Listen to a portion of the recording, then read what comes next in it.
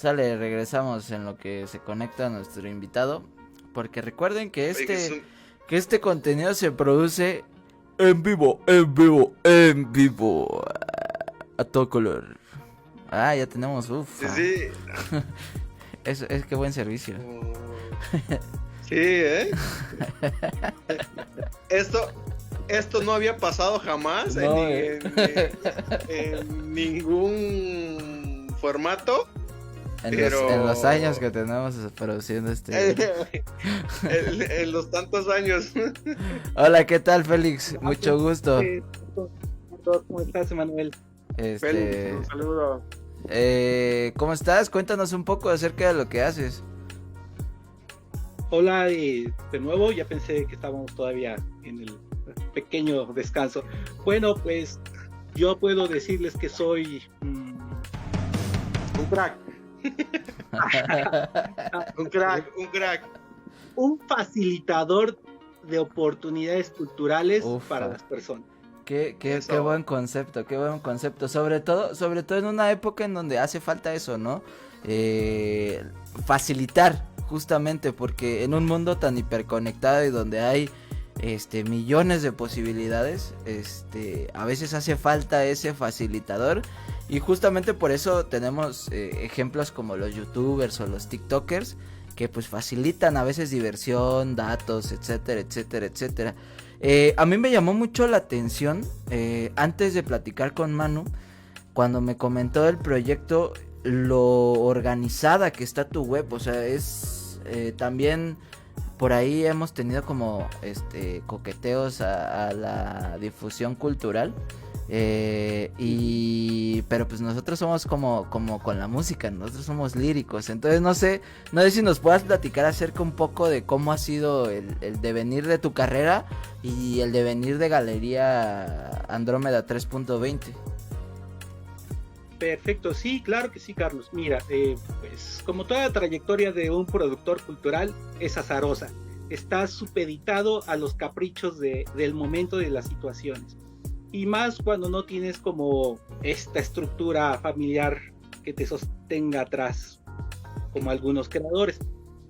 Pues yo terminé la carrera y empecé dando clases. Como la mayoría de los productores culturales tenemos que acercarnos de alguna manera a algún sustento, y empecé a dar clases porque a mí me gustaba. Desde el bachillerato yo empecé a dar clases de artes.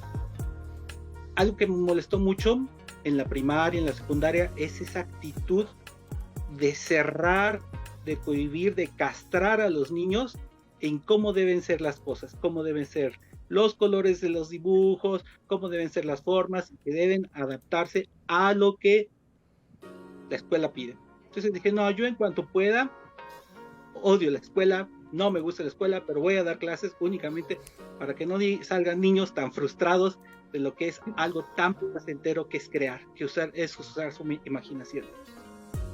Así es que terminé la carrera, empecé dando clases, y ahí surge el proyecto del taller de exploración visual por circunstancias azarosas. Yo creo que la mayor parte de mis decisiones más importantes de la vida han sido gracias a la casualidad. Dejo un trabajo, hay una oferta de hacer un servicio social que yo ya lo había hecho, pero dije, bueno, clases gratis, puedo practicar, ensayar, usar los alumnos como conejillos de indias para ver si funciona mi sistema o no funciona. Y me metí a trabajar.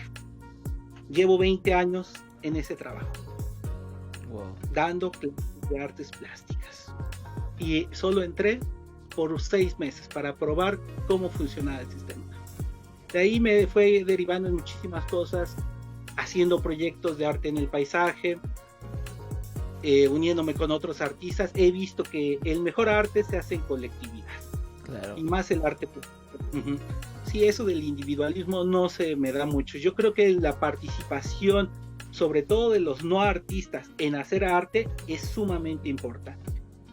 Y bueno, esto me hizo ver que no necesito estar dentro de una institución para poder seguir creando o haciendo mis cosas, que yo puedo ser mi propio gestor, mi propio promotor, y así surge el proyecto de taller de arte de exploración visual, que fue derivándose en varias instituciones, y fui colocando talleres en instituciones públicas, en instituciones privadas, y fui manejando todo eso. Lo que yo veía es que la mayoría de los alumnos, retomando el tema de la Galería Andrómeda, la mayoría de los estudiantes que yo tenía en el bachillerato y que ingresaban a la Escuela de Artes Plásticas, al terminar o durante su proceso, ya no les piden que expongan, ya no les dan esas opciones, ya no hay facilitadores de opciones para que los alumnos puedan exponer su obra. Así es que después de 4 años, la mayoría no tenía ni una sola exposición. Y como los científicos y los investigadores, si no publicas, no sirves. No sirve. Y era eso. Y surge en el 2014 esta idea de hacer un espacio de exhibición físico. A veces afortunado, muchas veces desafortunado, el 90% de las veces muy fallida la experiencia, pero empecé a mostrar trabajos de los alumnos. Es gracias a la pandemia, y sí fue, que encontré la forma de mover la galería de lo físico a lo virtual. Y empecé a colocar las exposiciones. Ingenuamente, en esta inocencia, que a veces es muy afortunada, hice convocatorias, subí convocatorias en distintas redes sociales y me empezaron a llegar cientos de trabajos de Latinoamérica. Yo abrí este espacio exclusivamente para artistas más o menos conocidos, de mis conocidos, no conocidos de relevancia. Y en el primer mes ya tenía 120 solicitudes de Perú, Ecuador, Bolivia, Cuba, Venezuela y Cuba son los que más me llegan artistas. Eso es muy interesante. Y empecé a ver la gran necesidad de espacios, no solo físicos, sino de espacios virtuales que se necesitan en todo el continente. En la segunda convocatoria ya me empezaron a llegar filipinos, taiwaneses, hindús. Que el problema de la exhibición de los artistas es global. Está un mercado muy cerrado para ciertos circuitos y para ciertas novedades. Pero los que están haciendo arte todos los días en su casa y que viven precisamente del arte y no del espectáculo, de la publicidad, pues necesitan espacios. Y en eso se ha convertido Andrómeda 320, en un espacio para exhibir a todo aquel que tenga un trabajo que pueda ser comunicativo, muy expresivo y sobre todo pueda fomentar el ímpetu creador de los jóvenes. ¿Sí? Motivarlos a seguir creando, a ver que hay opciones. Y eso es lo que me ha gustado muchísimo de Andrómeda. Wow, la verdad es que me volaste la cabeza y creo que coincidimos mucho en el punto de la docencia como un trampolín, ¿no? A veces la labor del docente como que se arrastró mucho a este tema de nada más llega y vomita el desconocimiento y quien cachó y quien no, pues se chingó, ¿no? Como dicen en el pueblo. Entonces, creo que es bastante alentador. Sí, o sea, definitivamente muchos hemos encontrado en la pandemia como ese motor para dar el paso. De hecho, este espacio es resultado de la pandemia. El que últimamente mi columna semanal esté como en movimiento también es resultado de la pandemia, porque justo esa falta de espacios creo que revivió ese espíritu de los 90s, principios de los 2000s, cuando todavía había que literal ir a tocar la puerta para decir, oye, me dejas exponer, me dejas tocar, me dejas hacer, o si no, y también creo que el internet como tal, a las páginas web, como que no se les está tomando como la relevancia en lo local, en México, en Oaxaca en específico, ¿no? Muchas veces me he topado con que artistas, políticos, marcas y todo eso, les digo, oye, pero es que si quieres hacemos una nota y para hacer como pegarle a Google, y empezar a mostrar como lo que está haciendo. No, yo quiero que me hagas un TikTok, yo quiero que me hagas esto, que no está mal, pero que al final la web todos vamos al Google, o sea, y de que tú tengas una exposición, por ejemplo, en una página web, es muchísimo mejor que un video que en una red social que en 5 años puede ya no existir, ¿no?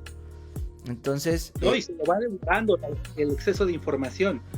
Sí, claro, entonces, y sobre todo también tocas un punto fundamental que es el currículum. Mucha gente ya no hace currículum y ya no genera, o sea, esto de estar publicando constantemente en un lugar que sea que esté abierto además, porque la verdad de las cosas es que lamentablemente los espacios culturales se han vuelto una mafia, ¿no? O sea, así como en todos lados, es muy complicado entrar a ciertos círculos y creo que la exposición a nivel mundial que tú das es lo mejor que se podría estar haciendo hoy en día. Y el mejor ejemplo Sí, Félix. Sí. No tuve, Manuel. Y el mejor ejemplo, a que bien lo comentabas, justamente es esto, que no nada más es el Istmo de Tehuantepec, que no nada más es Oaxaca, que no nada más es México, que no nada más es el continente, que es a nivel mundial. Realmente no existe esta liberación, este poder mostrar, y realmente con lo que acabas de decirnos, no, a mí y a Carlos creo que sí nos volaste la cabeza, ¿no? Sí. O sea, que por lo menos en el primer mes te llegaran tantas solicitudes, que después no nada más de Latinoamérica, que también de Filipinas. Eso habla muy bien tanto para Andrómeda 3.20, pero también habla muy mal de lo que un artista sufre, ¿no? Sí, es terrible la situación en la que nos encontramos la mayoría de los artistas a nivel global. La falta de difusión de nuestros trabajos. Y sobre todo también porque incluso desde la escuela ya no se fomenta como el ve y haz, o sea, y produce, no importa, o sea, ya tienes ahí la cámara, o sea, ve, quítale el polvo y ve a tomar fotos, o quieres, claro, quieres pintar, no tienes los pinceles idóneos, pero mira, te presto estos, ¿no? O sea, como creo que hasta cierto punto este tema de la creación se ha puesto como en un pedestal y ha pasado más como en un término como diría nuestro presidente, en un tema muy aspiracionista, en donde es que no hago porque no tengo el pincel tal, o no tengo la cámara tal, o no tengo la guitarra de 45,000 pesos, o no tengo para grabar. Creo que justamente en eso coincidimos mucho Manu y yo, de diversos proyectos que hemos tenido, es como, pues queremos hacer una banda, ¿no? Pues vamos a hacerla, no sabemos tocar, pero vamos a intentarlo. Y luego dijimos, vamos a hacer poemas, no sabemos escribir, bueno, pues no, pero vamos a hacerlo, ¿no? Entonces creo que como este espíritu punk se ha perdido, y sobre todo porque este espíritu de muy setentero del do it yourself no se ha entendido, que ha pasado del do it yourself al do it together, ¿no? De esto de hagámoslo en conjunto, y así los 5 o 10 personas que a mí me sigan directamente, si hacemos algo en conjunto, te van a ver a ti, que tú tienes otras 5 o 10, y el de Manu tiene otras 5 o 10, y así pues ya llegamos a un espacio donde ya tenemos 15 personas fijas que van a poder acceder y que van a poder fomentar que otra gente pueda entrarle. Así es, Carlos, exactamente así es. Debemos empezar a pensar nuevamente en la colectividad y, como le digo a mis alumnos, dejar de tenerle miedo al fracaso. Solo experimentando estas experiencias que me cuentan de la banda, de los presidentes. ¿Cómo aprendes? Pues echando a perder. Yo muchas veces he lanzado miles de proyectos y todos han caído, fracasado, pero no importa porque he aprendido mucho de ellos. Ahora he aprendido muchísimo de lo de la galería.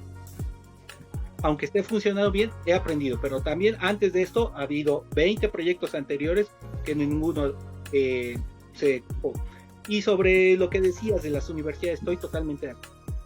Antes nos obligaban a exponer, tú consigue los espacios. Ahora es esta actitud de no puedes exponer si no es en una galería, en un espacio privado, en un espacio que se va a capitalizar tu obra. Si no, no sirve tu obra. Entonces muchas veces los chicos se desesperanzan, pierden ganas de trabajar porque nunca van a poder acceder a esos espacios. Esto no sucede antes. Ahora es lo que yo veo mucho en las nuevas generaciones que están esperando que mágicamente en hacer obra consigan exponer en las galerías. Entonces sí, aquí la cuestión es trabajar, y si no se abren los espacios, hay que crearlos uno mismo. En ese sentido, ¿cuáles son las principales? Por ejemplo, yo la verdad es que últimamente sí me he metido como en el tema de artistas plásticos, pero por ejemplo, así como en la música se necesita de que una conexión y de que no esté tan húmedo y así, por ejemplo, ¿qué se necesitaría para empezar a hacer como exposiciones, aparte de la obra, evidentemente? Pues ya, con esto es más que suficiente. Ajá. Tener la obra. Exponer, pues, exponer en cualquier espacio. Tengo o tenía o tendré, no sé cómo está esa situación, un proyecto que se llama Arte del Paisaje. ¿Y qué? ¿Dónde exponemos nuestra obra? Vamos a un volcán y montamos nuestras piezas ahí. Wow. Vamos a un bosque y la montamos ahí. Vamos a un río y montamos ahí. No necesitamos ni luces, ni aire acondicionado, ni cédulas, nada. Porque la obra es para que interactúe con el paisaje. Y si van personas, mucho mejor. Entonces, no hay limitación más que la obra. Wow. Y justamente yo te conocí hace ya 4 años, más o menos. 4 años. Porque por ahí me dijeron, viene un maestro del DF, es artista plástico, y de repente me enseñan un libro. Y dices, a ver, ¿qué está pasando aquí? Justamente lo que mencionas, montas en donde sea, literalmente montas en donde sea. Y me gustaría que ahorita que tocas el tema, que nos hablaras un poco de eso, obviamente surge de una necesidad de mostrar lo que tienes, pero te voy a alabar un poco, la verdad eres un maestro eres un maestro en agarrar la orilla de la calle, agarrar un árbol, de agarrar un nopal y montar tu obra y hacer algo realmente enorme. Y nos gustaría que nos explicaras cómo nace todo eso y cómo se te vienen a la cabeza todas esas ideas. Ahorita dijiste, vamos a un volcán y montamos, a ver, aquí en su sano juicio diría, vamos a un volcán y montamos, ¿no? O sea, a ver, en un volcán no vamos a montar, y ahí, pero de repente llega una persona y dice, vamos a un volcán, y ahí montamos. ¿Cómo nace todo eso? Sí, mira, en esta actitud en la que están ahorita precisamente ustedes, de tener mucho ánimo y a veces no tomar consideraciones ni escuchar a las personas que les dicen no se puede, esa es la mejor actitud que pueden tener las personas, no escuchar a los que dicen no se puede. Más o menos a tu edad salió la idea de, bueno, fuimos a hacer a Uruapan unos talleres para adolescentes, el Instituto de la Juventud, sobre arte en el paisaje.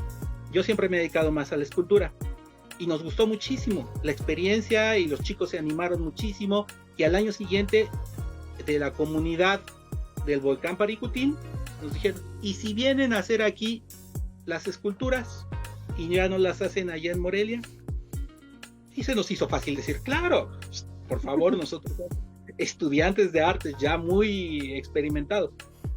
Realmente la primera experiencia fue magnífica, pero dolorosa, traumática, porque enfrentarte con un espacio donde las condiciones no son las que tú controlas, que las controla el medio ambiente, es muy difícil. El calor, la arena, los días largos, extenuantes, pero vas midiendo y sobre todo vas aprendiendo de la naturaleza. Si algo me gustó muchísimo de esa primera experiencia es que vi que yo no iba a ser el protagonista, mi obra no iba a ser la protagonista, nosotros solo vamos a acentuar, poner esos pequeños acentos de color a lo maravilloso que está ahí y que normalmente por la cotidianidad no la observamos. Entonces nuestras obras, bueno, por lo menos en mi concepto, la idea es colocar una obra para resaltar ese espacio. Y así fue como se dio, y una cosa llevó a otra y un boom en ese momento para nosotros. Este proyecto nos dio muchas satisfacciones y esperemos que en un plazo muy cercano volvamos a rescatarlo. Entonces, ¿la experiencia estética va al centro antes que el autor? Exactamente, sí, lo acabas de definir perfectamente. La experiencia estética no solo del objeto estético, sino del contexto, del ambiente, toda esa que te genera estar en contacto con ese espacio y con la obra, que normalmente nuestras obras tratan de ser más ápticas, que puedan llegar por todos los sentidos y no solo por lo visual. En ese sentido, por ejemplo, ¿por qué crees que no sea tan recurrente esta visión en el mundo creativo en general? Sobre todo porque, bueno, yo te comparto más o menos como por donde yo creo que va el show. Creo que esta realidad tan hiperconectada de experiencias así es lo que a veces no nos da chance como a hacer un alto y justamente tener estas experiencias estéticas en nuestra carrera como artistas. Uno podría decir, no, pues es que tú seguramente te acuerdas del momento en donde tú llenaste una plaza, ¿no? O donde tú tocaste con la banda X, ¿no? Pero por ejemplo, a mí la mejor experiencia que he tenido es una vez que tocamos en una bodega que había material de cemento, tubos, y literal unos vatos, o sea, se puso tan intensa la tocada que se empezaban de que a navajear y así. Ojo, no estamos incentivando la violencia por ningún motivo, pero fue como, o sea, de que la razón dejó de existir y fue como wow, o sea, la música, el movimiento, el show que nosotros hacíamos, porque éramos más show que música, ya hoy ya lo puedo entender. Antes era como no somos tan dotados técnicamente, pero creo que por ahí va como el tema, ¿no? ¿Crees que toda esta velocidad a la que vivimos es lo que está afectando estas experiencias estéticas? No tanto, pero totalmente de acuerdo contigo. Algo que se me olvidó de decirles, y va muy de acuerdo, bueno, muy relacionado con tu experiencia, con tu anécdota, es que nuestras obras son efímeras, solo duran 3 días y ya desaparecen. Sobre por qué no es tan utilizado por otros artistas que están de moda, es porque no se pueden vender. Ahí no hay forma de vender la obra, entonces no le ven ni sentido a ellos dedicarse a este tipo de trabajo si no van a ganar dinero. Y yo creo que desde mediados del siglo XIX hemos estado perdiendo la capacidad de ver lo cotidiano, de percibir lo que nos rodea, porque nos empezamos a concentrar en espacios tan pequeños que obviamente el cerebro se tiene que desconectar de alguna forma para no volverse loco en la monotonía. Yo creo que este sentido de las ciudades nos ha hecho que se pierda un poco se ha perdido la capacidad de sorpresa. Ahora sí, totalmente se ha magnificado, porque todo debe ser de inmediato y de consumir rápidamente.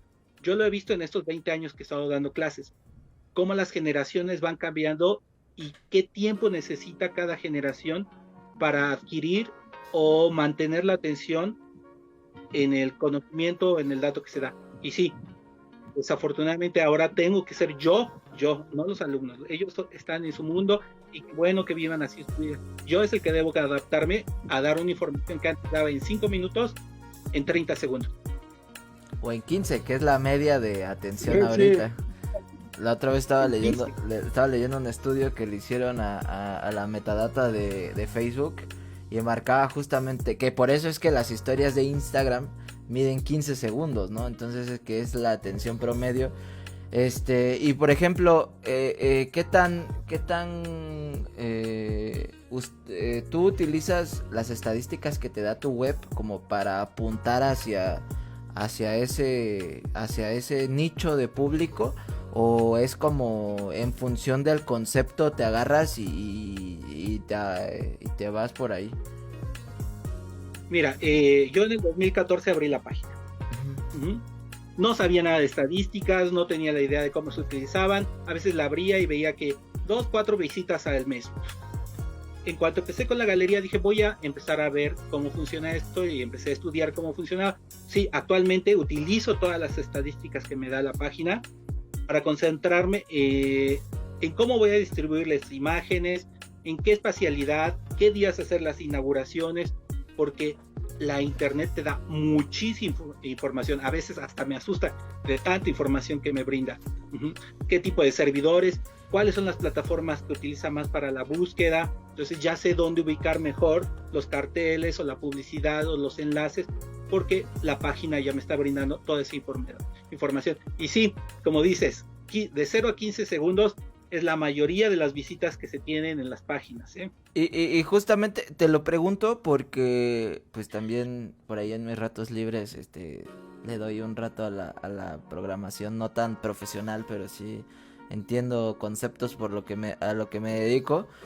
Te lo preguntaba porque sí se ve que la página está hecha en función a tus clics o sea, sí se ve que hay un trabajo detrás. De hecho la chequé cuando hice la nota acerca de los textos de Manu, y me sorprendió porque yo la verdad no estaba, aquí en Oaxaca no estamos acostumbrados como a tan acostumbrados a dar el paso como a este tipo de experiencias.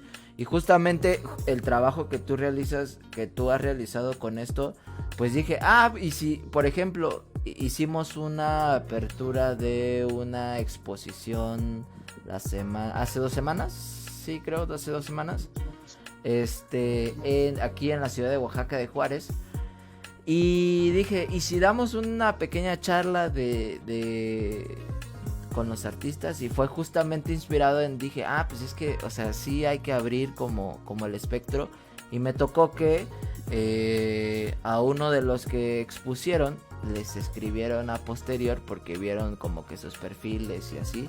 O sea, en vivo eran como 1, 2, como en un momento llegó como a 10, pero, o sea, a posterior en las repeticiones sí hubo gente que fue a buscar como el contenido. Entonces es importante. ¿Crees que como recomendación sería que el artista también pase por las diferentes fases de la creación? ¿A qué me refiero? Que no nada más es como, sí, dedicarte como a lo técnico, pero también como a la distribución, o sea, entender para poder apuntar a una mayor audiencia. ¿O crees que el artista nada más se tiene que desarrollar en su técnica, en su instrumentación o una cosa más técnica? Pues en la utopía del renacimiento del mecenazgo, lo ideal es que solo nos dedicáramos a la creación. No va a suceder, definitivamente en los próximos 200 años eso no va a pasar. Así es que yo, personalmente, Félix, yo les recomendaría a todos los artistas que sí, estén en toda la línea de la producción creativa. La formación, la elaboración de las obras, el mercado, la distribución y sobre todo la promoción. La promoción te lleva muchísimo tiempo, pero es la única manera en que tu trabajo sea valorado. Entonces sí, definitivamente en estos momentos el artista debe ser diverso en los campos que trabaje y actúe. ¿Por qué crees que se ha dado este distanciamiento, por ejemplo, entre medios y artistas? Porque verdaderamente bajo ese espíritu de vamos a hacerlo juntos, Manu no me dejará mentir, desde hace años, desde que este proyecto nada más era como un programa de radio en una radio pirata ahí en Ixtepec, siempre hemos buscado como abrir los espacios con el enfoque de yo quiero un espacio como el que a mí me hubiese gustado llegar cuando yo estaba del otro lado.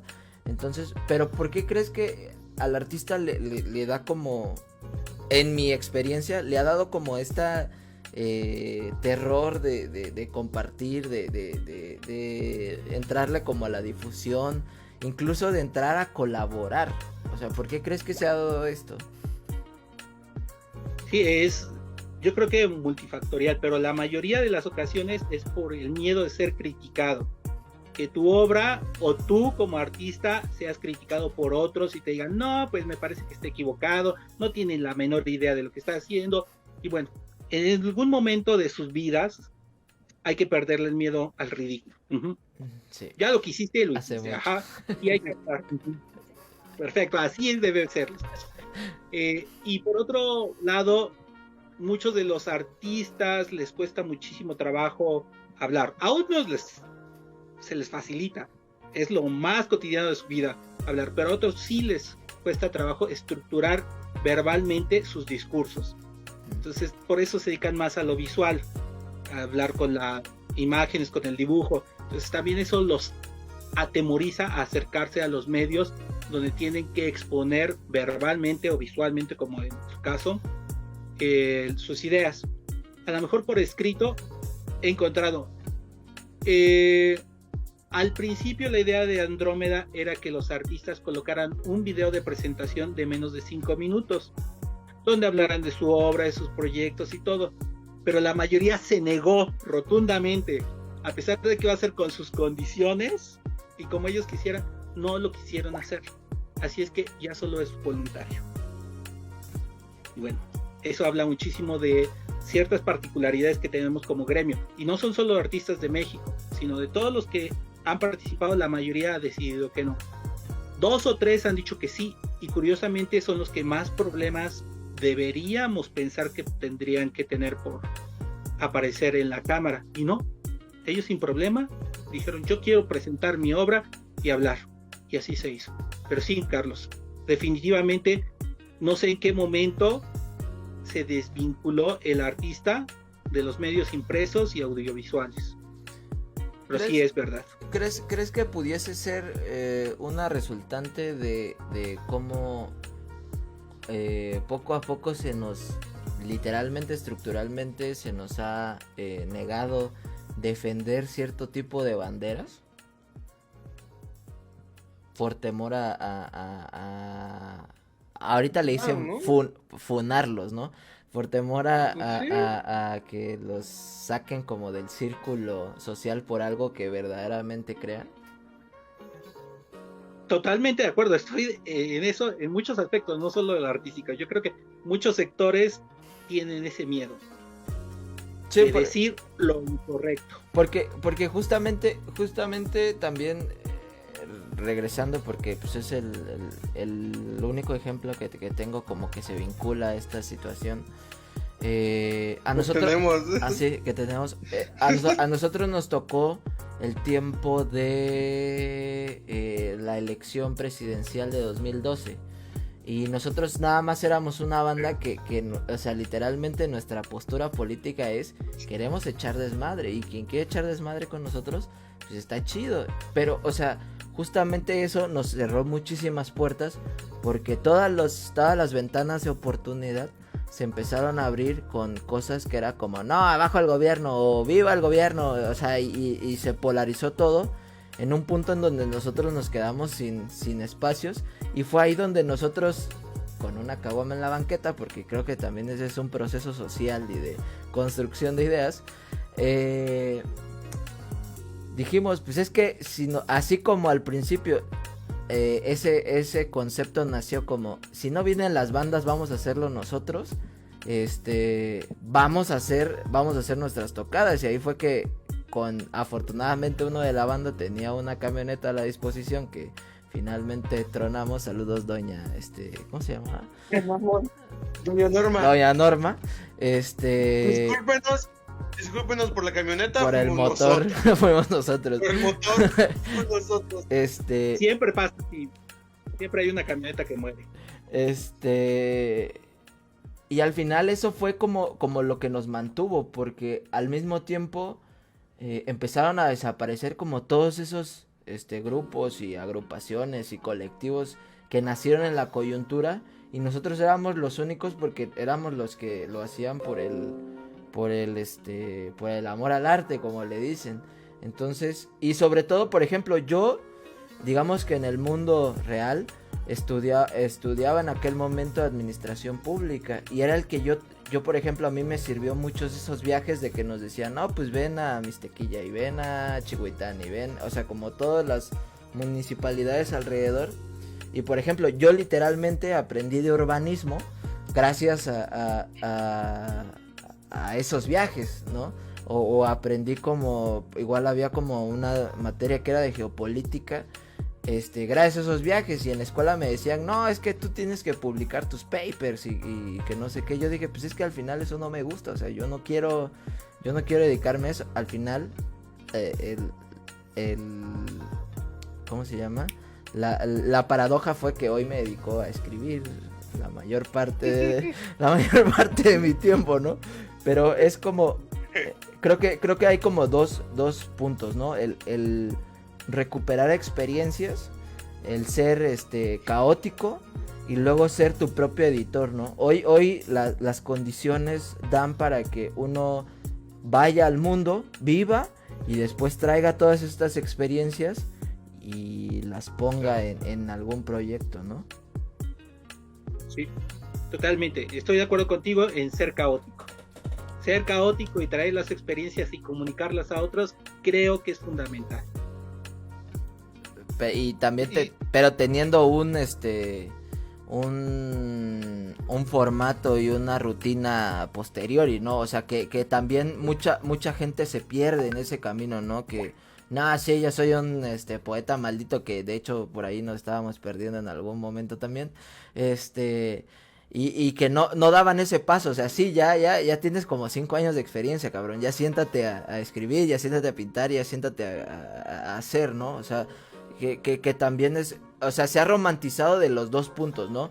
Se ha romantizado en el punto de la fiesta, el vivir, el todo eso, y por el otro lado el estar trabajando todo el día de sol a sol, sin parar, con una lógica de fábrica, y ya no tener como este pensamiento. ¿Cómo crees que podrías tener como ¿cómo se llama? Este punto medio entre estos dos puntos? Equilibrio. Entre la disciplina y darte los gustos, vivir la vida los bajos fondos, les dicen. Definitivamente no puede haber un equilibrio. Alguno debe dominar.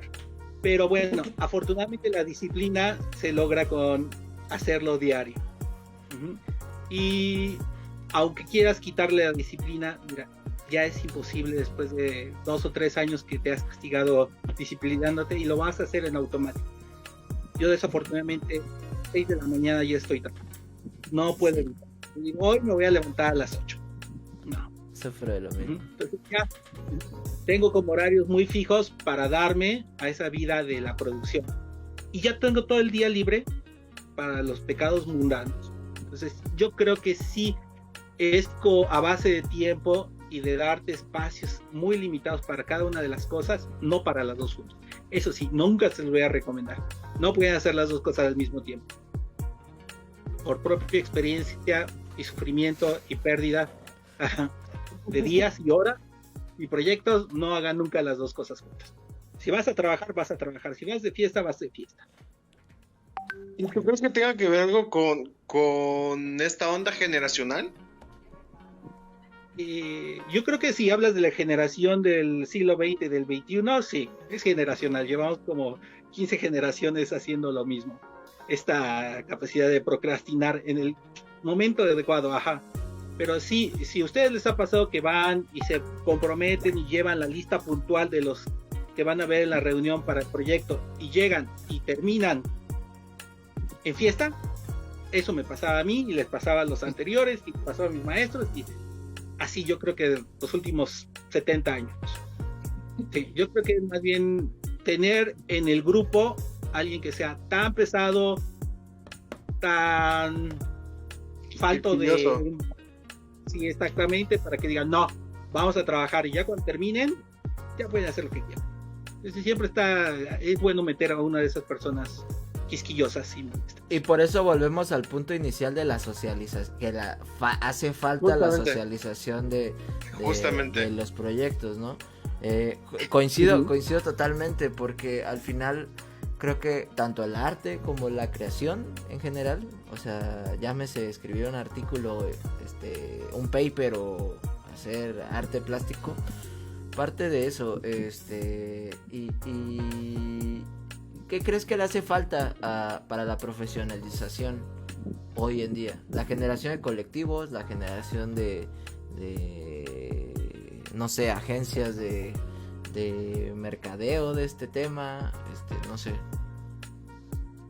Bueno, yo en la circunstancia que estamos en este momento, yo diría que nos hace falta más integrarnos en colectivos y entre los colectivos generar redes de apoyo. Y lo que está trabajando uno en otro estado, poderlo mover, presentar, y lo que el otro mande, y interactuar entre varias redes dentro del país y fuera de esto. Es ahorita el segundo paso que estábamos dando con Andrómeda. Generar este tipo de redes con otros proyectos en Sudamérica para ver qué sucede posteriormente. Abrirles aquí nosotros los espacios y posiblemente nosotros darle asesorías a otros proyectos que están generándose. Por ejemplo, ahorita ya me hablan de Colombia y de Chile para más o menos armar algo en el futuro. Entonces yo creo que eso es lo que en el plano actual, siendo realistas, debemos hacer. Colectivos que podamos funcionar e interactuar entre nosotros. Yo considero que sí debería haber carreras profesionales que se dediquen exclusivamente a la promoción de los artes. No importa si sean escritores, músicos, tengan este conocimiento de los procesos, de las necesidades, todo, de cómo potenciar a los artistas. Afortunadamente estamos todavía en el siglo XIX, si no es que en el siglo XVIII, en cómo se distribuye y se conoce o se crea el concepto del mercado de arte. No hemos avanzado absolutamente nada y seguimos haciendo los mismos mecanismos de hace 150 años, mínimo. Wow. Entonces sí, yo creo que hay que romper esto y renovar toda la forma en que se distribuye y se consume el arte. Consume visualmente o auditivamente. Y lo mencionas, haciendo el mismo mecanismo y cometiendo los mismos errores que te envuelven en un círculo vicioso, y regresas y repites y regresas y repites y te tienen ahí.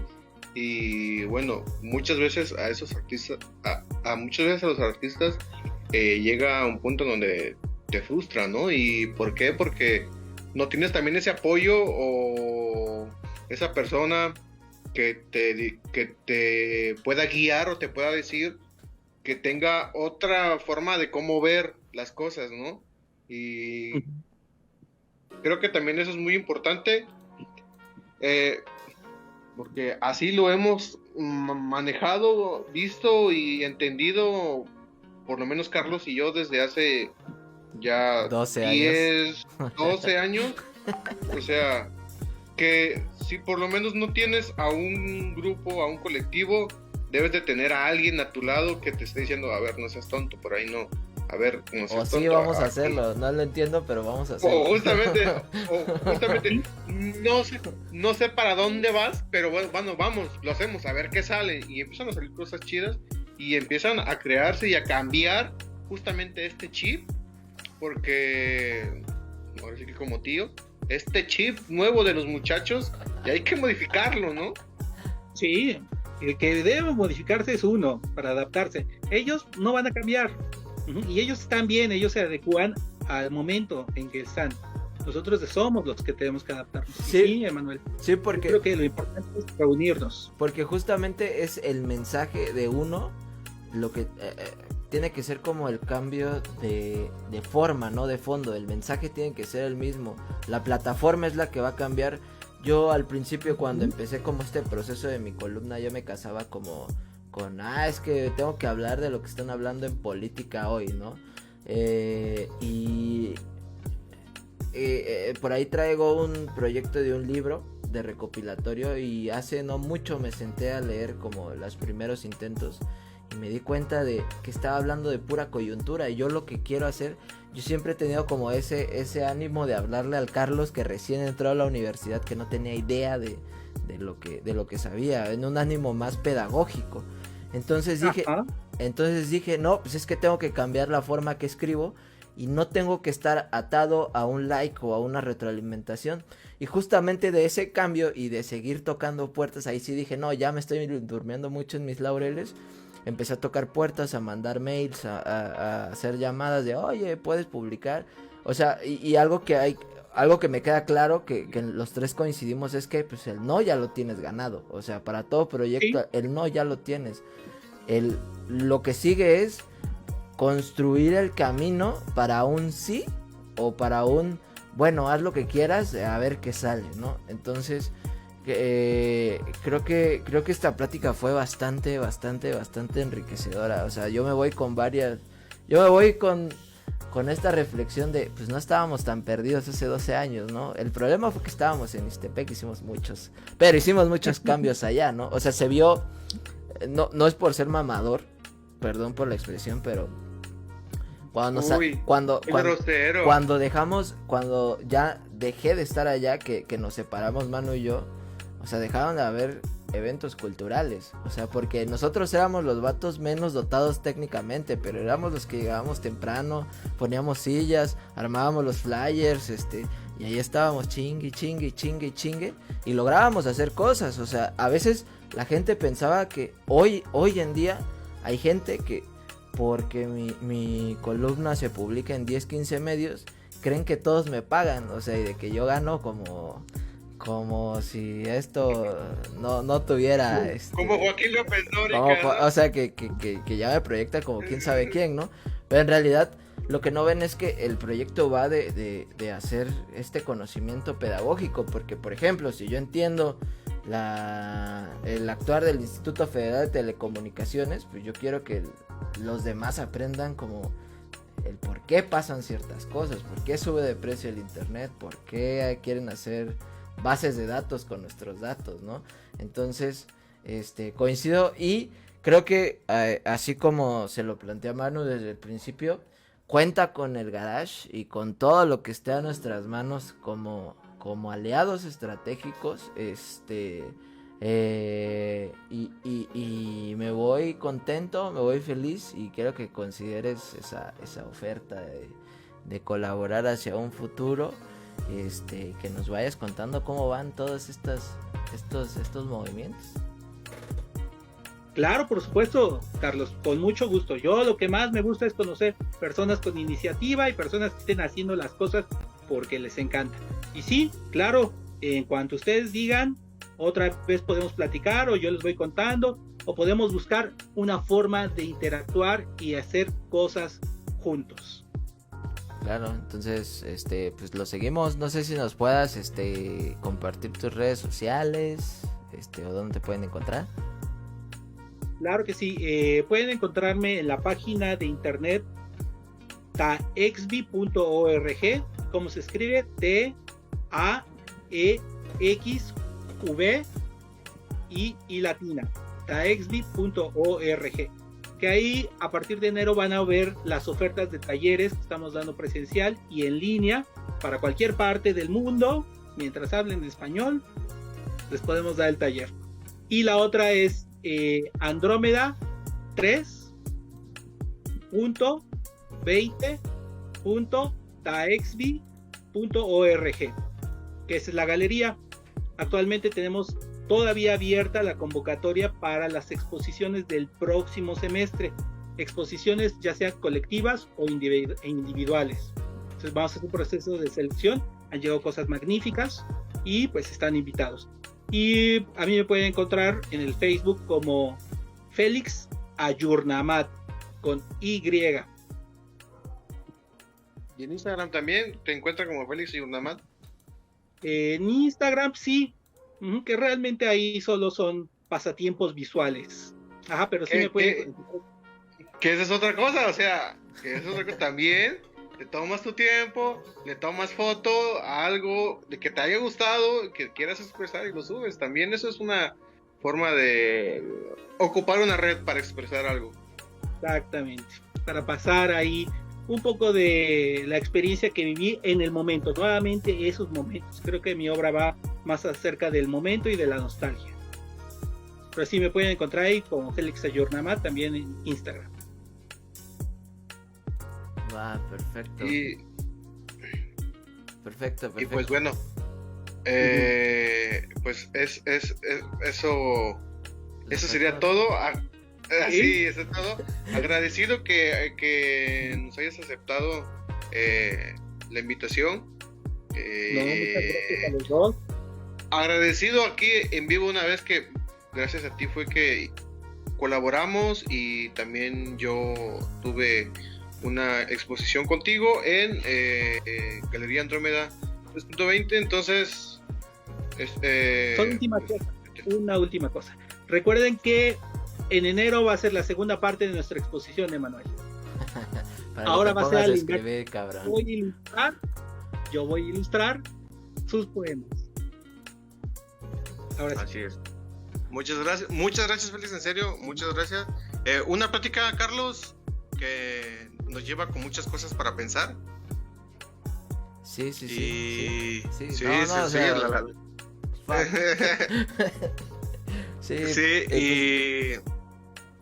eso es todo. Me pueden seguir por ahí en Facebook, en Instagram, como Manu Mereb, como Emanuel Mereb o como Mr. Sasquatch, por ahí. En Twitter. Ya saben, Twitter no lo ocupo, pero también me pueden seguir. Carlos. A mí me pueden seguir en Facebook, en Instagram, en YouTube, en Spotify, y mi columna semanal los lunes, los lunes y los martes y los miércoles en el resto de lugares. Los martes y los martes en Aguascalientes y Zacatecas, no más para que les arda. Y ya, eso es todo. Muchísimas gracias. Quería platicar con Félix, pero ya se fue. Se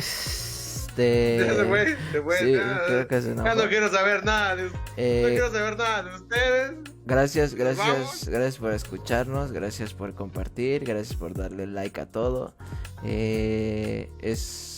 Creo que la plática de hoy nos da para continuar con esto. Creo que nos da ese espaldarazo. Creo que es un buen momento en el cierre de año para recargarnos. Creo que fue bastante buena la plática. Y nada, eso fue todo. Esperamos que la próxima semana nos puedan ver. En la semana les avisamos cómo va a ser el rollo de la próxima semana, porque sabemos que es 24 de diciembre. Y la siguiente es 31, ¿no? Entonces esperemos que se estén cuidando. El COVID no ha terminado, la pandemia no ha terminado, la crisis económica no ha terminado. Entonces cuídense, ahorren, cuiden su economía, cuiden a su familia. Si pueden, no salgan. Y con el recorrido del tour virtual que nos está dando Manu por su cuarto, nos vemos la próxima semana. No sabemos cuándo, pero pues nos vemos la próxima semana. Los queremos, síganos en redes sociales, lean las notas, lean la columna, vean la próxima galería de Galería 3.20 y nos vemos hasta la próxima, amigues. Bye.